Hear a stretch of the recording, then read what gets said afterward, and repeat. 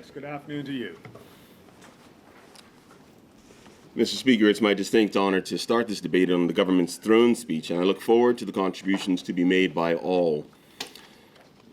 Mr. Speaker, there is a Bermuda where new opportunities are being generated every day by stable families, active community clubs, thriving Bermuda-based and Bermuda-owned businesses. A Bermuda where there's bustling shops and entertaining nightlife, organized transportation, safe neighborhoods, affordable food, healthcare, and housing, and a financial path to secure pensions and to no national debt or interest payments. In that Bermuda, Bermudians don't have to work 2 or 3 jobs to make ends meet. Our public schools provide students with a world-class education, creating a pipeline of talented individuals with the skills to attain any job they desire. In that Bermuda, young people look forward to accessible home ownership, a decent standard of living, and affordable health care throughout their lives. Mr. Speaker, we will not get to that Bermuda if we let this government continue to drive us down the road they've been navigating for 8 years. This year's throne speech overcomplicates, misdirects, and does not fix the actual cause of our problems.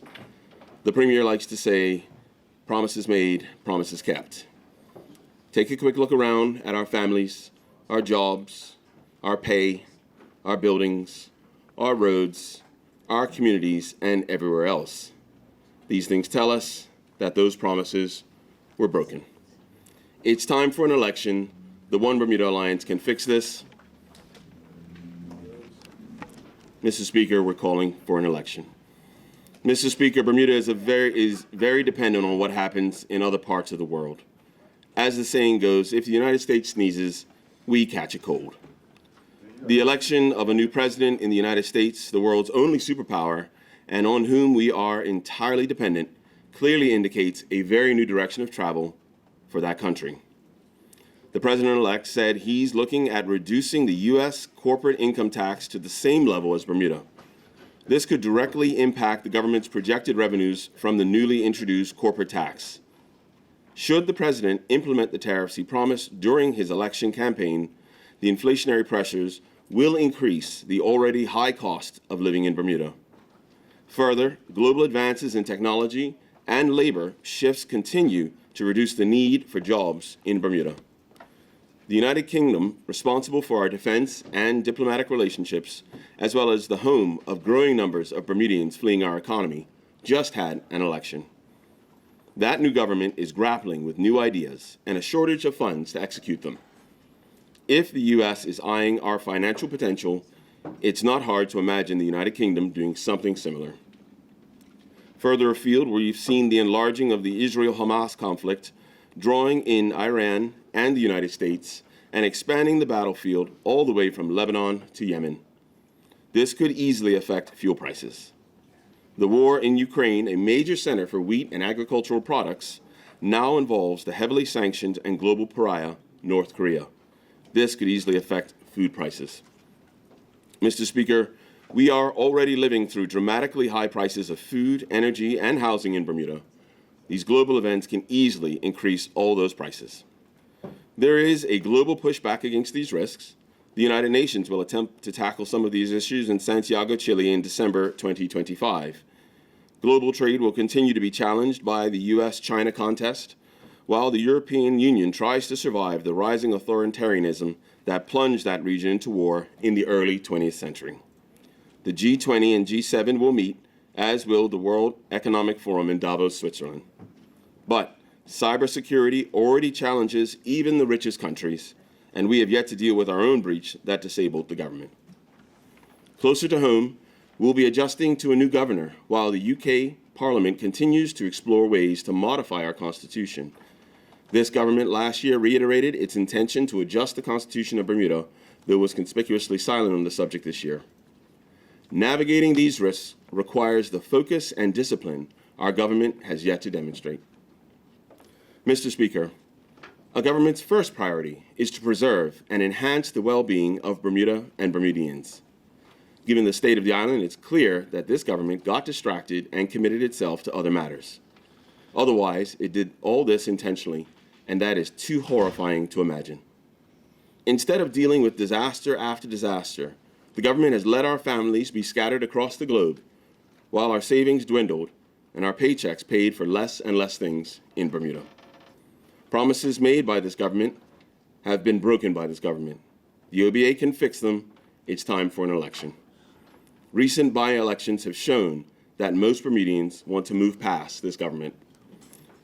Mr. Speaker, we have to move past the politics of disdain for those who are different.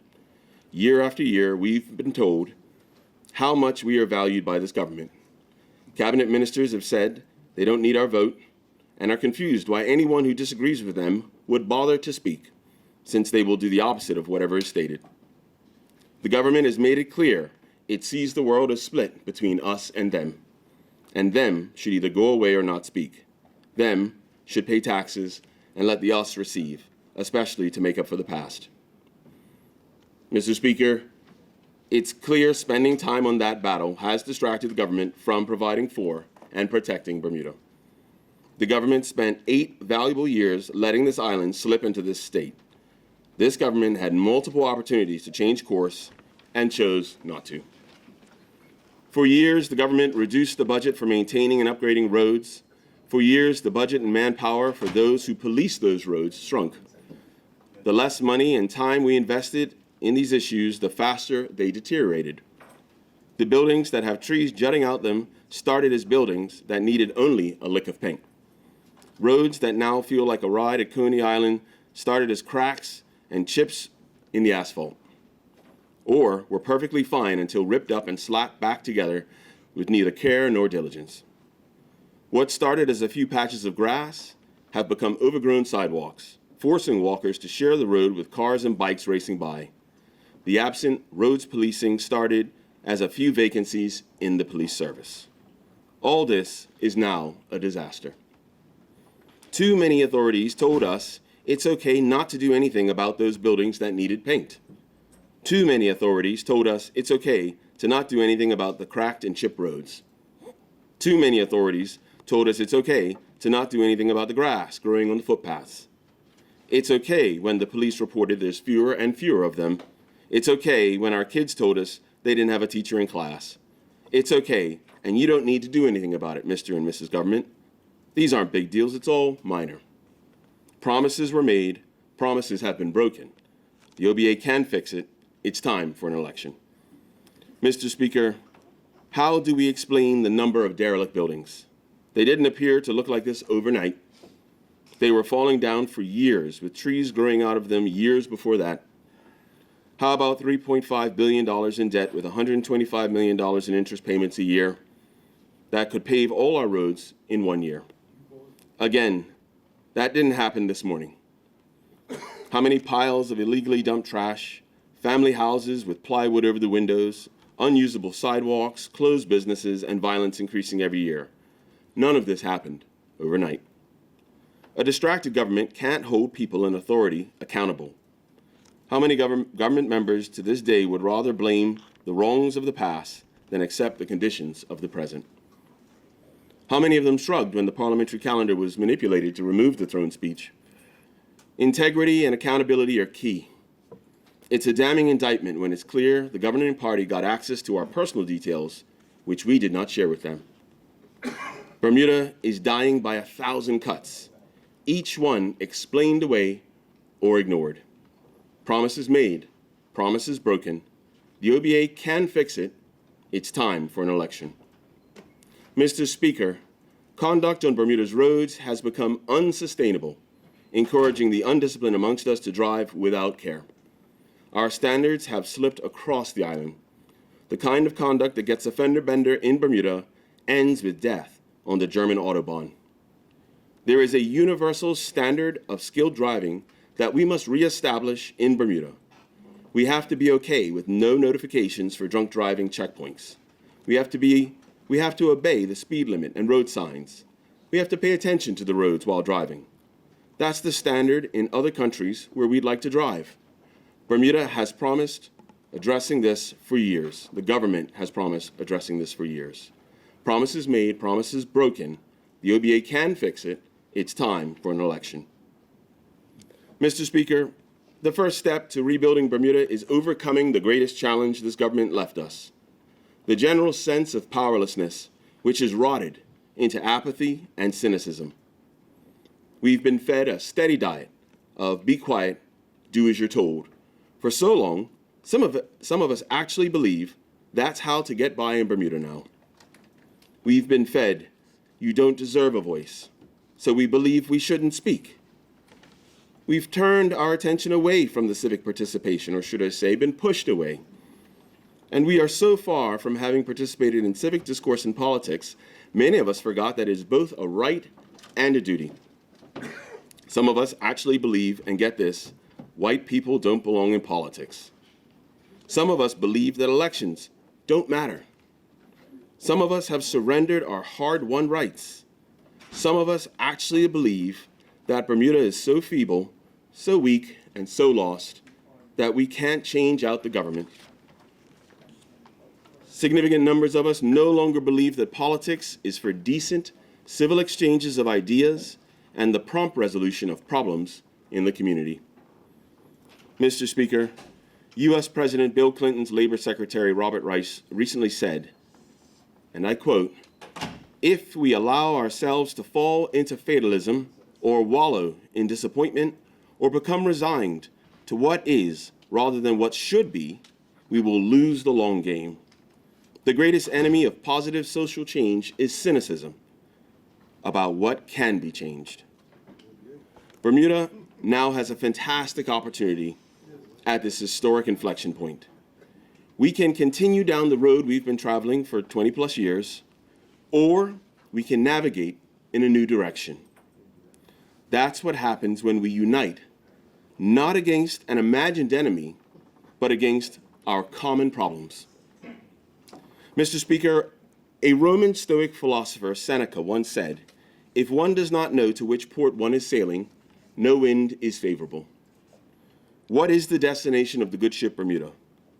The long game is a Bermuda where new opportunities are being generated every day by stable families, active community clubs, thriving Bermuda-based, Bermuda-owned businesses, bustling shops, an active nightlife, organized transportation, safe neighborhoods, affordable food, healthcare, and housing, and a financial path to secure pensions and no debt or interest payments. We can get there through a back-to-basics approach. Let's make the systems of government work again. Let's make living in Bermuda easy again. Mr. Speaker, we've got to move past the story of the foreign boogeyman. It has been an incredibly successful political talking point, but it is leading to ruin. The government has misled us over and over again. It is trying to frighten us. How is it right to frighten Bermudians when the government needs overseas labor? Didn't the government say we're going to need 75% of labor on the Fairmount Southampton to come from overseas? Obviously, we're going to need tax experts to staff and run the Corporate Income Tax Authority. How are we supposed to teach new topics in signature schools without overburdening our already overworked teachers? Without immigration, 3 additional promises made, 3 additional promises broken. First, yes, people have used and abused immigration to the detriment of Bermudians. Yes, some people will still try to abuse immigration to enrich themselves and diminish the role and values of the Bermudian community. Second, there has never been, nor will there ever be, enough born Bermudians to sustain our population and community. We need people from overseas to permanently join our community, marry into our families, and have Bermudian children. Third, our economy now is so advanced that experienced, skilled specialists are needed to sustain and grow our primary economic driver, the international business sector. Mr. Speaker, we now need to have a mature, insightful discussion about these realities because we know the approach to stigmatize, isolate, and reject persons from overseas has only inflicted harm on our economy and our community. To give an example of a successful immigration impact, think of our Portuguese descendant friends and family. This year, we celebrated the 175th anniversary since Portuguese immigrants brought additional depth, variety, and richness to our shared culture. Only the most unkind person would say that the Portuguese descendants are not real Bermudians. History is full of wrongdoing, and in their introduction and success into Bermuda, we do have plenty of stories. But history is not the future. It is by definition a thing that has already happened that none of us here today had anything to do with. I was recently told a story of a Portuguese boy who moved to Bermuda quite young. He made friends and found that he had some skill in football. He played for Dandytown and attended Delwood Primary. He spent his whole life on Parsons Road, going to school, packing groceries, and doing what the average Bermudian youth does. Having qualified to represent Bermuda internationally, he was told he could not play with his teammates overseas because he was not Bermudian. However, he was Bermudian enough to be conscripted into the Bermuda Regiment, and yet had to go through hell over high water before he could receive the full rights and privileges of being recognized as Bermudian. I'm genuinely perplexed as to why, when we have access to Portuguese language, cuisine, and culture, that our schools teach French, Spanish, and Latin before, but not Portuguese. A quarter of Bermudians are of Portuguese descent. There is a dozen more groups of persons from other countries: St. Kitts and Nevis, Jamaica, St. Lucia, Philippines, Dominican Republic, India, Sri Lanka, Canada, America, and the United Kingdom, who have similar stories of enhancing our communities. To thrive in the future, we will need new friends, not old enemies. We are going to have to rid ourselves, politically, culturally, and economically, of the foreign boogeyman. Mr. Speaker, let's review, discuss, and debate the specifics of this year's throne speech. We can describe the throne speech as having 4 themes. First, the rehash of old promises. Second, the taking ideas of others. Third, some of the ideas are so bad they must be politically motivated. Fourth, there's a lot of things just missing. Mr. Speaker, yet another year goes by with yet another promise of a grand, unifying strategy to reduce violence. We've been here and heard this before. How is there still gang violence after all these strategies, projects, and plans over the last 2 decades? How many more will this government employ before it realizes it has to staff and equip the police to prevent, detect, and deter crime? The OBA will provide social services to ensure gang members can be freed from that lifestyle, and we will prioritize community and roads policing. Government promises made, government promises broken. The OBA can fix it. It's time for an election. Mr. Speaker, it's mind-boggling to think we are going to expand the signature school experiment when the Bermuda Union of Teachers is warning us of an impending disaster. This experiment has effectively shifted millions of taxpayers' dollars from social services into consultants' pockets. And distressingly, the proponents of this experiment seem to have failed to realize our kids are not lab rats. Give the school leaders the authority and resources to run schools. Let the teachers teach. Government promises made, government promises broken. The OBA can fix it. It's time for an election. Mr. Speaker, universal health care is a pipe dream until we have enough of a population to spread health care costs. The $125 million needed to pay for this is being used in interest payments on the burgeoning debt every year. The hospital is treating patients in corridors, and very distressing for a first world international business jurisdiction, we ran out of key medical doctors in the field of oncology. As we hand out more and more health benefits, we don't seem to mention who will pay for them. We need to address the hospital funding model while reducing the cost of health care through targeting excessive charges. Government promises made, government promises broken. The OBA can fix it. It's time for an election. Mr. Speaker, the government is failing as a property developer. Instead of enriching construction company bosses with taxpayer money, we ought to focus on creating the economic conditions where developing housing is feasible. It's clear that the reduced housing inventory has more to do with the choices of landlords. They clearly have something to say about the whole matter. The government's scattered approach to housing has resulted in over $100 million being spent on an affordable housing, no-wait, hotel development, no-wait, high-end housing on the same piece of land. And Bermudians rightly take exception to the excuse that the Grand Atlantic failed because opponents didn't want black people on South Shore. It's across from Dunscombe Road, not even 5 minutes from Ashwood Walk and Williamshome Drive, where plenty of black Bermudians live. If this government wasn't so busy living in the past, it might be able to participate in the present and plan for the future. Sell the Bermudiana and stop throwing good money after bad. Government promises made, government promises broken. The OBA can fix it. It's time for an election. Mr. Speaker, a number of proposals within the throne speech are clearly taken from others. In June 2024, the Royal Gazette made a troubling report. In 2010, the Bermuda census identified 82 people experiencing homelessness. By 2016, that number had risen to 138. As of December 31, 2023, Home, a nonprofit charity that initiated these projects, recorded Bermuda's homeless population at 811. Our economy has forced Bermudians off island to the United Kingdom. Can you imagine how many more homeless there would be in Bermuda if we did not have that escape hatch? Thankfully, Home, its sponsors and donors saw the issue, spent the money, made the connections, and conducted the research to address this growing problem.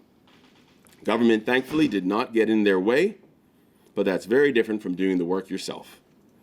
The OBA would address the causes of homelessness in Bermuda, including the landlord-tenant imbalance, property inheritance, making climbing the property ladder easier, and increasing the incentives for private enterprise to build. Government promises made, government promises broken. The OBA can fix it. It's time for an election. Mr. Speaker, while it's heartening to see the government will ring-fence tax revenue coming from the corporate income tax, it's frustrating to note it voted against that measure in the House of Assembly when the OBA tabled that amendment. It's also frustrating dealing with the politicking used in this space instead of reason. The Tax Reform Commission has yet to issue any reports, so it can hardly be said to have recommended anything. Further, there are numerous risks around the CIT that can reduce what we'll earn. It's entirely possible that we will have to pay funds long before we receive them. The government is implying a promise that we can pay off the debt in 10 years. This is the next broken promise. Mr. Speaker, as previously mentioned, many landlords have stopped renting their properties. The landlord-tenant relationship is so imbalanced that landlords risk their investment when they rent.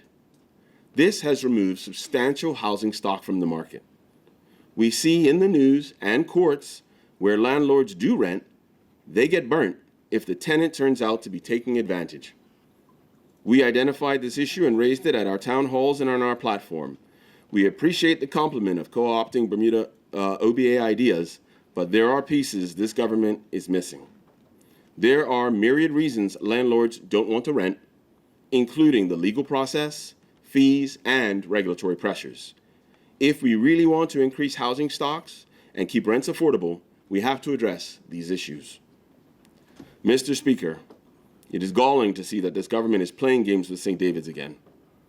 After multiple government members of Parliament permitted dumping medical waste there without consulting the community, as well as standing by while St. David's fought back against the closing of a historic school in the community, the government has promised a St. David's plan.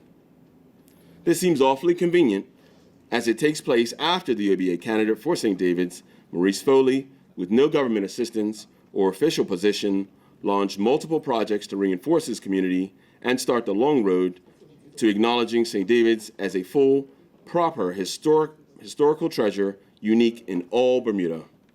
The St. David's plan was started the day when a community organization stood up against being abused.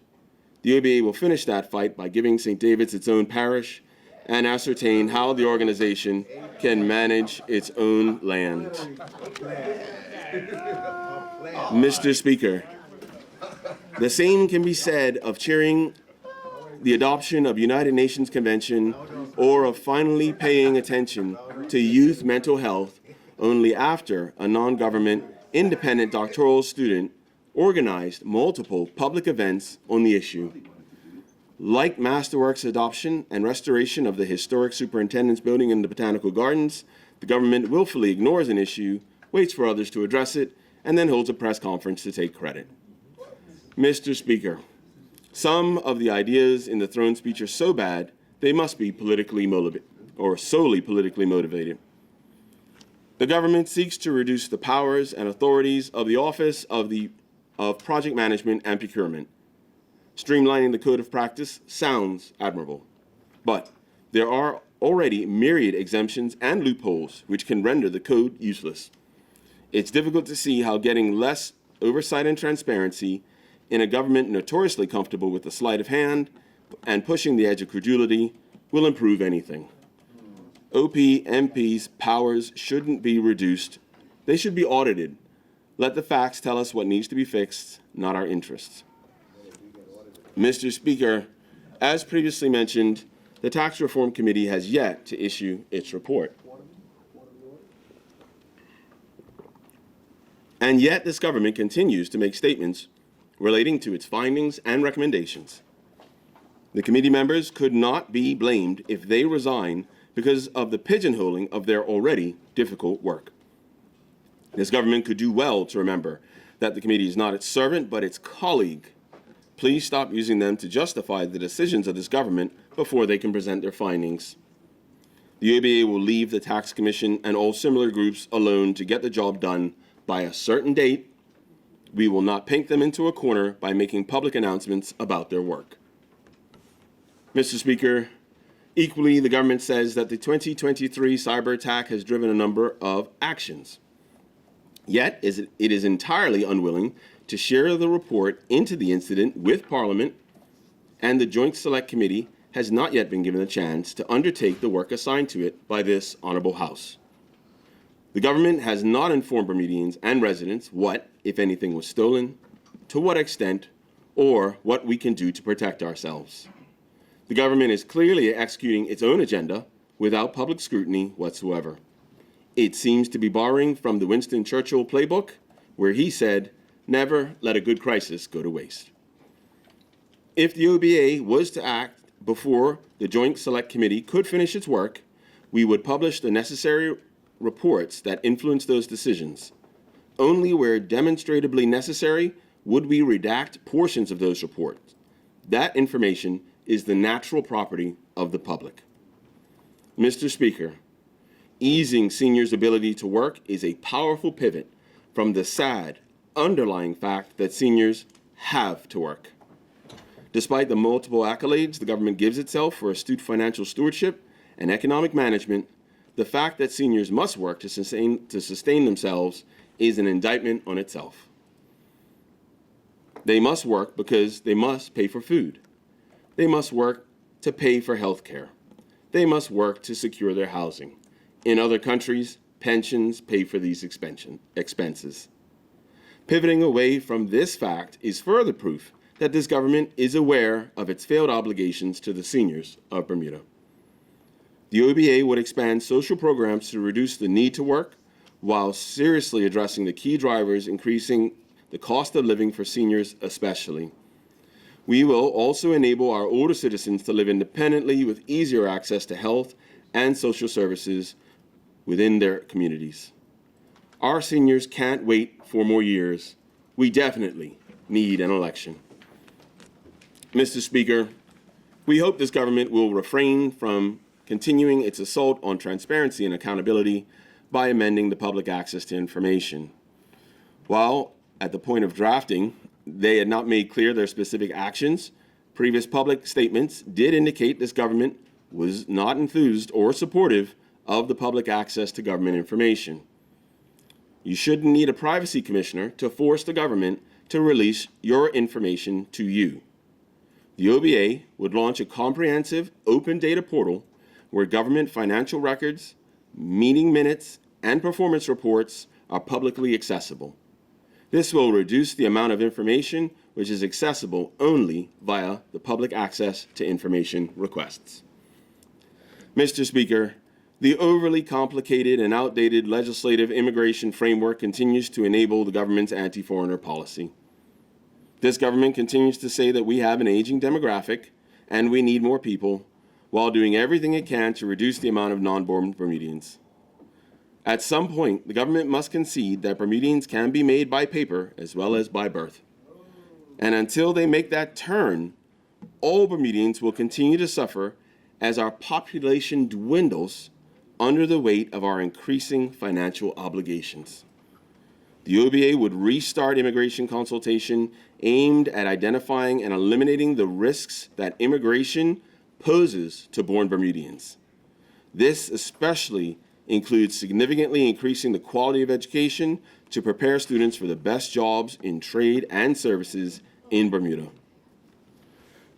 Mr. Speaker, the government went after sugar with the infamous sugar tax.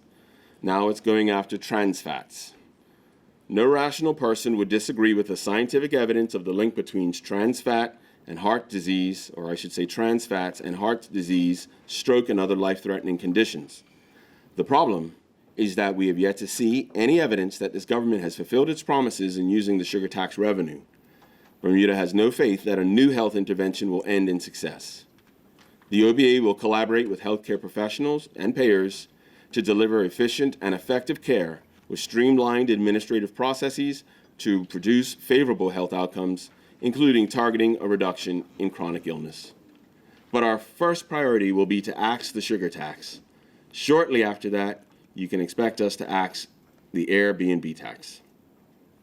Mr. Speaker, of the 16-page government's throne speech, the first two are self-congratulatory, and the last was written by Her Excellency, the Governor.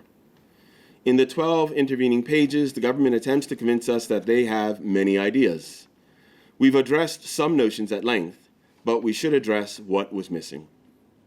In 2023, the Aging Demographics Report indicated that our workforce is reducing, just as our seniors are increasing to nearly a quarter of people. The government said, Bermuda is facing a demographic crisis that requires strong, decisive leadership and urgent action to be taken.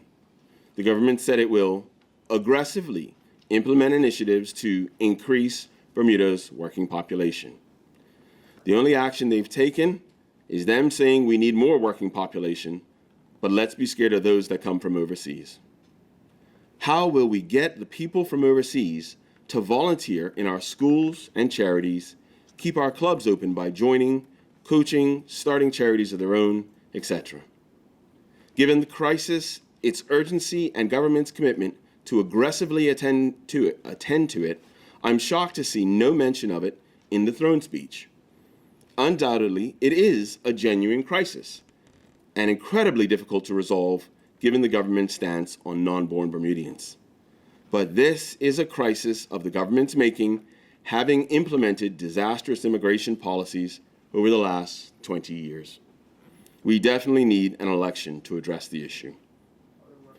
Mr. Speaker, in last year's throne speech, seniors were barely mentioned and the youth were clearly being courted. This year, it's vice versa. While we can't be sure why the extreme pendulum swing of focus from youth to seniors, it's nonetheless disconcerting. While seniors are a more reliable voting bloc, the youth are quite literally the future of our country. Their multiple concerns are clearly being ignored, and it appears to attract voters from a key demographic. We will not neglect the youth. We will encourage youth employment by cutting payroll tax for businesses that hire young Bermudians. We will ensure more creative spaces are created. Mr. Speaker, the government proposes to add more powers to itself to, quote, tackle the challenges of derelict residential units. This seems to be a case where the government should take the plank out of its own eye before removing the speck from another. Bermudians buy homes, fix them up, maintain them, and take pride in them. Then the government doesn't maintain its own properties within those neighborhoods. Vegetation, potholes, cane grass, and rodent infestations on government land, then reduce the value of those private properties. The government could do well to take care of its own obligations before reminding others of theirs. Mr. Speaker, simultaneously, the government could do well to remember that the reason for a lot of derelict properties is because the government's archaic and slow probate system means that it takes years for families to take possession of inherited properties. So those properties deteriorate under the custody of the government. The cause of derelict homes is a dysfunctional government process, and the government's solution to reduce derelict homes is to take those derelict homes that they themselves caused to be derelict. It's hard not to see intent in such a callous arrangement. The government should just mow its own lawns, facilitate the speedy resolution of probate matters, and then enforce the pre-existing laws that allow the government to demand the care of roadside hedges and the like. Mr. Speaker, in previous years, the government mentioned infrastructure. This year, as the roads fall into disrepair, the government has been conspicuously silent on this matter. It has also failed to mention the plan for the bridges, especially the Bailey Bridge, a temporary structure which is now getting suspiciously bowed. Having picked a fight with the United Kingdom over specific provisions in the proposed cannabis laws, it seems convenient to now drop the matter entirely. If the government authentically meant to facilitate the legal consumption and production of cannabis, including cafes, why is it now silent on the matter? Equally, CARICOM does not feature in any meaningful way. Despite hailing the project as a vision of Dame Jennifer Smith, the government seems to view that commitment as not worthy of a second mention in the throne speech. The government not mentioning these matters this year whatsoever begs the question whether it ever considered these matters important. Mr. Speaker, so all of this combined, Mr. Speaker, now has 75% of our neighbors and family to have considered or are considering leaving Bermuda. They broke it. We can fix it. It's definitely time for an election. Mr. Speaker, undoubtedly, the question will be raised, what would the OBA do differently? Simply put, the OBA would take care of its responsibilities to the public first before trying to intervene in the private lives of the public. Pave the roads, make sure the single asphalt plant and incinerator always works, balance the financials, pick up the trash, just do the things that people expect governments to do well. More of our ideas can be read at www.oba.bm/platform. Mr. Speaker, Bermuda is locked in a storm of this government's making. There is no more meat on the bones of this government. It is now a square peg trying to get into a round hole. We can end this storm, and like every hurricane in our history, we can come together and fix what is broken. The way to fix this is an election. Thank you, Mr. Speaker. Thank you.